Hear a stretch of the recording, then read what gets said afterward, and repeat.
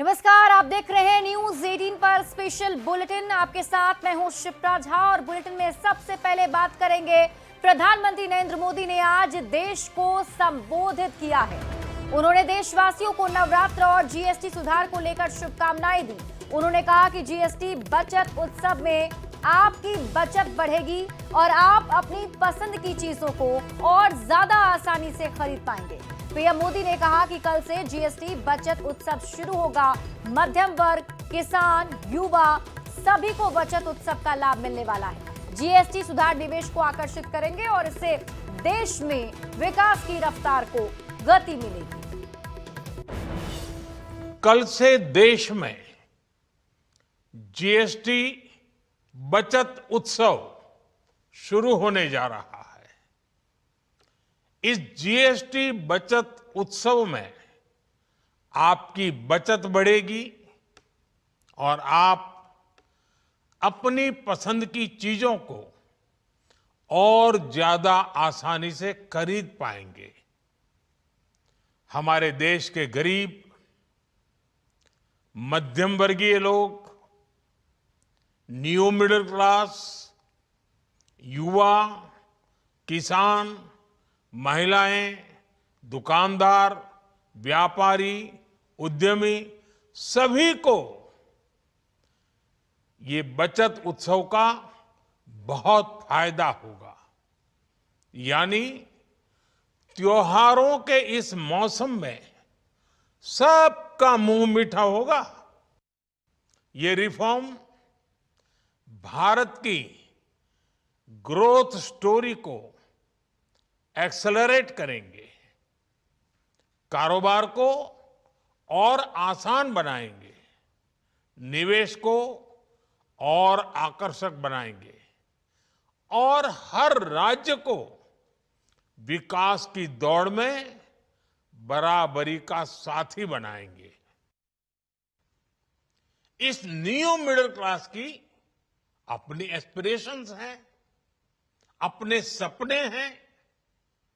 इस साल सरकार ने 12 लाख रुपए तक की इनकम को टैक्स फ्री करके एक उपहार दिया और स्वाभाविक है, जब 12 लाख रुपयों का इनकम टैक्स में राहत हो जाए तो मध्यम वर्ग के जीवन में तो कितना बड़ा बदलाव आता है, कितनी सरलता सुविधा हो जाती है।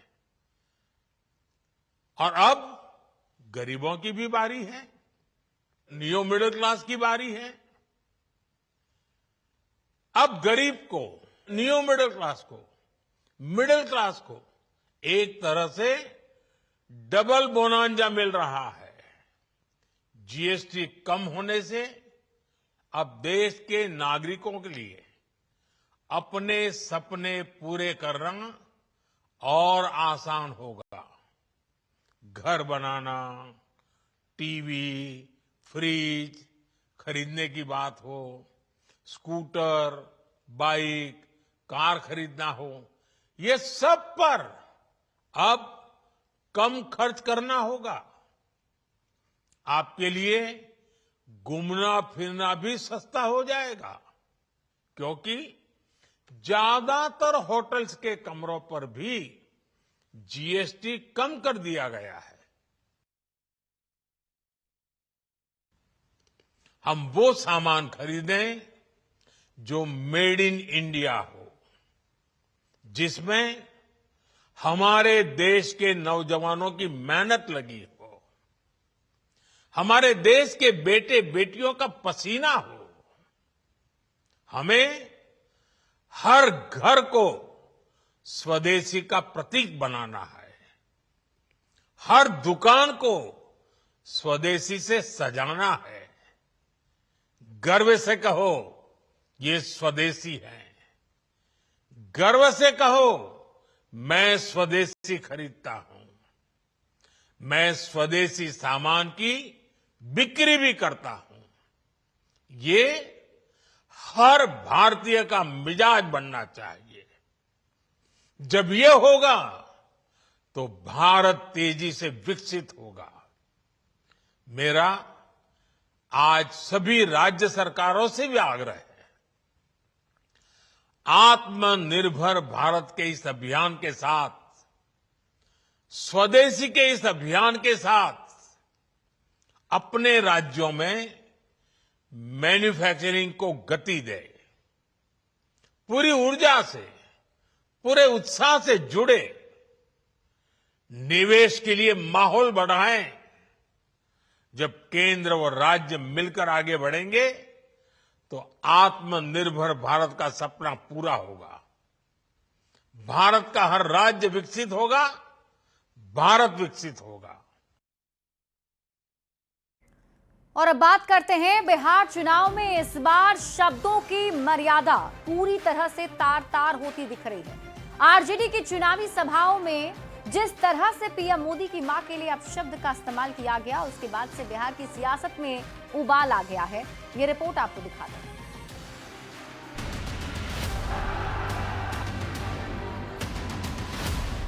जैसे जैसे बिहार चुनाव नजदीक आ रहे हैं, वैसे वैसे शब्दों की मर्यादा भी तार तार हो रही है।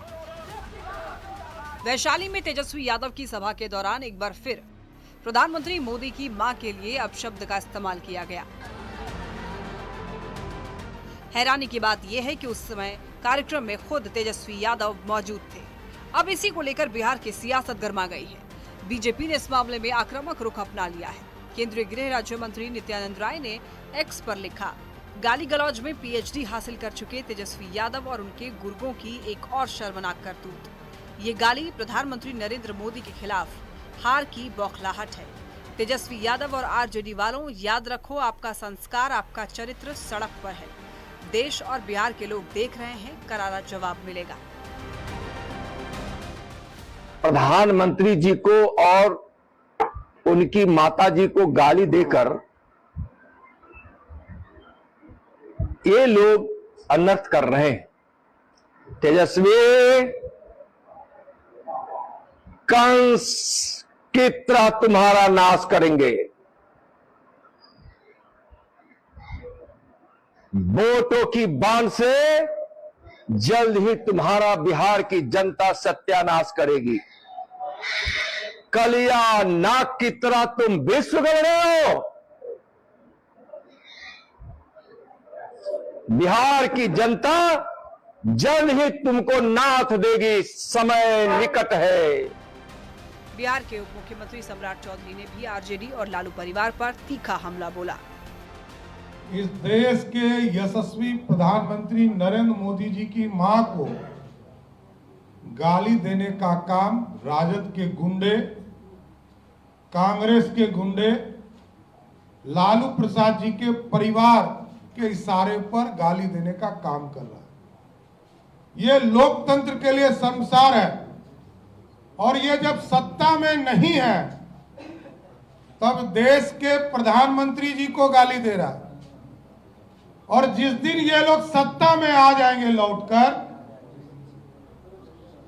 तो जो हम लोग कहते हैं जंगल राज, आतंक राज फिर से स्थापित करने का काम करें। वहीं चुनाव से पहले बैकफुट पर आती दिख रही आरजेडी ने इस मामले में सफाई दी और इसे मुद्दे से ध्यान भटकाने का प्रपंच बता दिया। बिहार से जुड़े हुए, नौजवानों से जुड़े हुए, कारखाना के बारे में, कमाई के बारे में, रोजगार के बारे में, नौकरी के बारे में, शिक्षा और स्वास्थ्य के बारे में, उन मुद्दों पर बोलने के लिए भाजपा के पास कुछ नहीं है। पीएम की मां के लिए अपशब्द का इस्तेमाल करने पर जेडीयू ने भी तेजस्वी यादव को जमकर खरी खोटी सुनाई।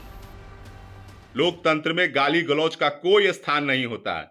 दरअसल तेजस्वी जी हताश है और राष्ट्रीय जनता दल कांग्रेस का यही चरित्र रहा है, गाली गलौज, मार पीट, गुंडागर्दी। लेकिन एक बात जान लीजिए तेजस्वी जी, गाली का बदला बिहार की महिला वोट की चोट से लेंगी आगामी चुनाव में। वहीं कांग्रेस ने उल्टा बीजेपी पर ही जानबूझकर मुद्दों से ध्यान भटकाने के लिए ऐसे हथकंडे अपनाने का आरोप लगा दिया। मैं तो कहता हूं कि इन लोगों का ये तरीका हो गया कि अपने ही आदमी को भीड़ में भेज के इस तरह के माहौल बनाना ताकि मुद्दे से भटक जाए। ये बिल्कुल भाजपा और एनडीए का ये टूल किट हो गया इस तरह से प्रायोजित करके इवेंट कराने का। ये पहली बार नहीं है जब पीएम की मां के लिए विपक्ष के कार्यक्रम से अपशब्द का इस्तेमाल किया गया है। ऐसे में सवाल ये उठता है कि आखिर बिहार चुनाव का स्तर और कितना गिरेगा, क्योंकि लोकतंत्र में इस तरह के शब्दों का इस्तेमाल किसी भी रूप में स्वीकार्य नहीं है।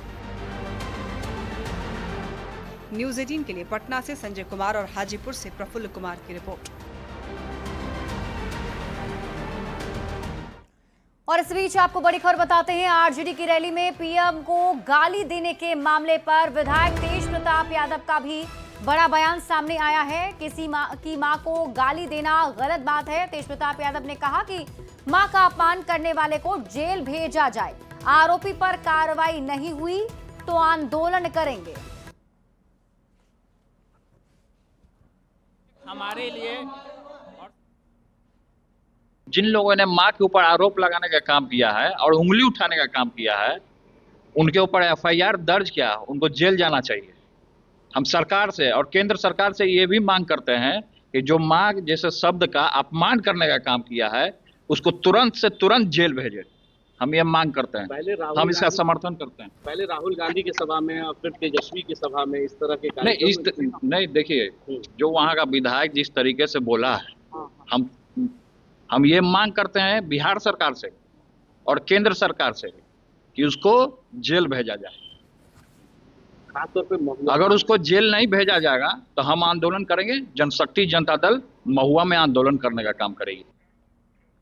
और अब बात करते हैं रोहिणी आचार्य के एक पोस्ट की। रोहिणी आचार्य ने सोशल मीडिया साइट एक्स पर फिर से पोस्ट किया है, जिसमें उन्होंने लिखा कि पार्टी हड़पने की कोशिश में गलत प्रचार कर रहे मेरे खिलाफ अफवाह फैलाई जा रही है, मेरी छवि को नुकसान पहुंचाने की कोशिश की जा रही है। कोई राजनीतिक इच्छा नहीं है, ना रही है और ना होगी। ना मुझे खुद विधानसभा का प्रत्याशी बनना है, ना ही किसी को विधानसभा का प्रत्याशी बनवाना है। ना राज्यसभा की सदस्यता की मेरी कोई आकांक्षा है और ना ही परिवार के किसी भी सदस्य से मेरी किसी भी प्रकार की प्रतिद्वंदिता है और ना ही पार्टी या भविष्य में बनने वाली किसी भी सरकार में किसी पद की कोई लालसा है। मेरे लिए मेरा आत्मसम्मान, मेरे माता पिता के प्रति सम्मान और समर्पण, मेरे परिवार की प्रतिष्ठा ही सर्वोपरि है। बढ़ेंगे आगे। बिहार में इसी साल विधानसभा का चुनाव होना है और उससे पहले मुख्यमंत्री नीतीश कुमार एक बार लगातार जनता को सौगात दे रहे हैं। सीएम नीतीश कुमार ने बिहार SC/ST वर्ग के लिए एक बड़ा ऐलान कर दिया है, जिसे उनका चुनाव से पहले एक मास्टर स्ट्रोक कहा जा रहा है। ये रिपोर्ट आप देखिए। बिहार चुनाव में अब कुछ ही वक्त बाकी रह गए हैं। उससे पहले मुख्यमंत्री नीतीश कुमार ने बिहार वासियों के लिए अपना खजाना खोल दिया है। हर वर्ग के लिए एक के बाद एक सौगातों की बौछार हो रही है। नीतीश कुमार ने एक बार फिर SC/ST वर्ग के लिए शिक्षा सेवकों और विकास मित्रों के लिए बड़ी घोषणा की है। बिहार सरकार ने विकास मित्रों और शिक्षा सेवकों को सौगात देने का फैसला लिया है और इस बात की जानकारी खुद बिहार के सीएम नीतीश कुमार ने सोशल मीडिया पोस्ट एक्स के माध्यम से की है। विकास मित्रों का भत्ता बढ़ा दिया गया है। परिवहन भत्ता 2500 रूपए प्रति माह कर दिया गया। स्टेशनरी भत्ता 1500 रूपए प्रति माह। टैबलेट खरीदने के लिए मिलेंगे 25,000 रूपए। शिक्षा सेवकों के लिए भी ऐलान किया गया। स्मार्टफोन के लिए उन्हें 10-10 हजार रूपए दिए जाएंगे। शिक्षण सामग्री मद की राशि भी बढ़ा दी गई है। नीतीश कुमार चुनाव से पहले बिहार के हर वर्ग के लिए दिल खोलकर सौगातों की बारिश कर रहे हैं, फिर चाहे वो पुरुष हो, महिला हो या फिर स्टूडेंट्स। पिछले कुछ महीनों में नीतीश कुमार ने शिक्षकों की बहाली में डोमिसाइल नीति को लागू किया। रसोई का मानदेय 1650 से 3300 रूपए कर दिया। रात्रि प्रहरी के मानदेय को 5000 से 10,000 किया गया। आशा वर्कर को 1000 की जगह 3000 दिया गया। सामाजिक सुरक्षा पेंशन 400 से बढ़ाकर 1100 की गई। घरेलू उपभोक्ताओं को 125 यूनिट बिजली फ्री मिलना। सभी प्रतियोगी परीक्षाओं के फॉर्म की फीस 100 रूपए किया जाना और छात्रों को 0% ब्याज दर पर एजुकेशन लोन देना शामिल है। विकास मित्रों और शिक्षा सेवकों को प्रोत्साहित करने के लिए मुख्यमंत्री नीतीश कुमार जी के नेतृत्व में चल रही सरकार ने यह तय किया है कि सभी विकास मित्रों को टैबलेट खरीदने हेतु 25,000 रुपए और शिक्षा सेवकों को मोबाइल खरीदने हेतु 10,000 रुपए की राशि दी जाएगी, ताकि डाटा को संग्रहित करने में उनको कोई कठिनाई और परेशानी नहीं हो। बीजेपी ने भी नीतीश कुमार के इस ऐलान पर खुशी जाहिर करते हुए कहा कि इससे SC/ST वर्ग को बड़ा लाभ होगा। माननीय मुख्यमंत्री नीतीश कुमार जी हर तबके की भलाई के लिए दिन रात काम में लगे हुए हैं। अनुसूचित जाति जनजाति के विकास के लिए उन्होंने शिक्षा सेवक विकास मित्र का जो टैबलेट खरीदने की घोषणा किया है, स्वागत योग्य कदम है। निश्चित रूप से इससे जो हमारे अति पिछड़े अल्पसंख्यक भाई हैं, अनुसूचित जाति जनजाति, उनको इसका बड़ा लाभ मिलेगा। नीतीश कुमार के एक के बाद एक घोषणाओं को एनडीए मास्टर स्ट्रोक के रूप में देख रही है, तो वहीं इससे विपक्षी खेमे में खलबली मची हुई है। एनडीए को उम्मीद है कि इससे आने वाले चुनाव में जनता का भारी समर्थन उन्हें हासिल होगा। पटना से न्यूज़ 18 के लिए संजय कुमार की रिपोर्ट।